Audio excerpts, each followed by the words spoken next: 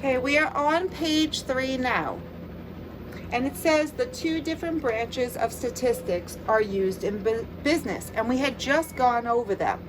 Statistics, it's a branch of mathematics that transforms data arranged in a horrible order into useful information for decision makers. In our descriptive statistics, which we had just gone over, it's collecting, summarizing, presenting, and analyzing the data, right? So you have the data, it's a jumbled mess, you put it in order, and then you can make predictions on what you actually need. All right, inferential statistics is the other type.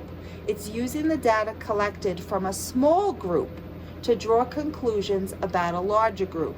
That one is definitely more cost effective because you don't have to survey or hire so many people to crunch the numbers. You're taking from a smaller group, but it's a good sample of the larger population, and then you're making predictions off of those data results. Okay. So here is a question down below that we'll actually write down the answers to. A population is interested in determining, the population, sorry about that. A politician is interested in determining the proportion of 20,000 voters within her district who will vote for her in the upcoming election. An opinion poll of 1,500 potential voters was taken to estimate how all voters in her district will vote for the upcoming election. The results of the opinion poll indicate that 52% will vote for the politician in the upcoming election. Now, right now, there's a total of 20,000 voters that are in the district. 20,000 voters in all.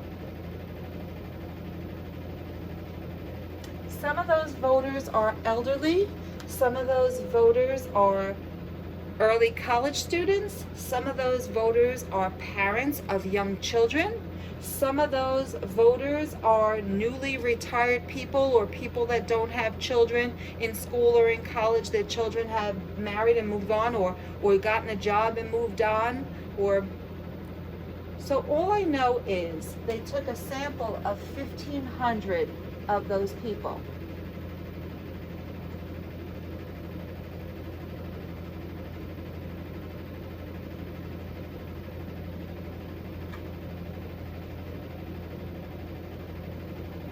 Those 1,500 actually came from the 20,000 because it was too much time and effort to ask everyone. And if they asked everyone, why hold an election?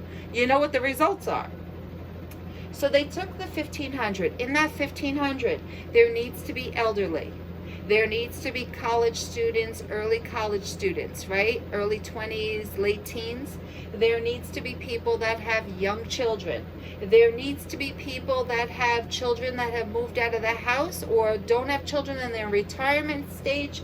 There needs to be the same population sample in here as the general. You can't just pick 1,500 elderly people or 1,500 people that have children that are in elementary school.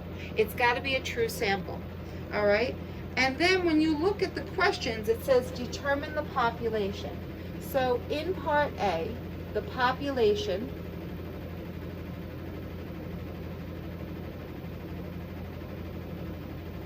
that's everyone. That is the 20,000 voters.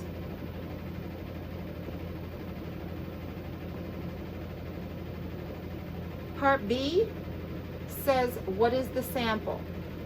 The sample is the 1,500 voters that they took from that population. And they're going to use the results from the 1,500 voters to make a prediction of how well this politician would do. So then determine whether the result of 52% is a parameter or a statistic. So in part C, the 52% is actually a statistic. But why is it a statistic? It is a statistic because the result was obtained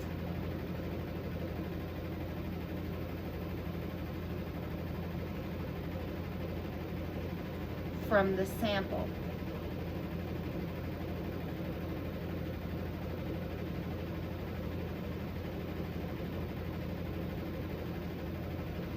If the result is obtained from the population, it is called a parameter. But this one was obtained from the sample, so it's called a statistic. So I just want to point out to you one page back. When they actually took the average of every student at Stony Brook, that answer 3.84 GPA, that's a parameter because it came from the whole entire population. But when they take a sample and they use the results here to get 52% from the sample, then you call it a statistic. So a statistic is the number that they got to use to analyze from a sample, and a parameter is the number they got to use to analyze from the population. And that takes care of the third page.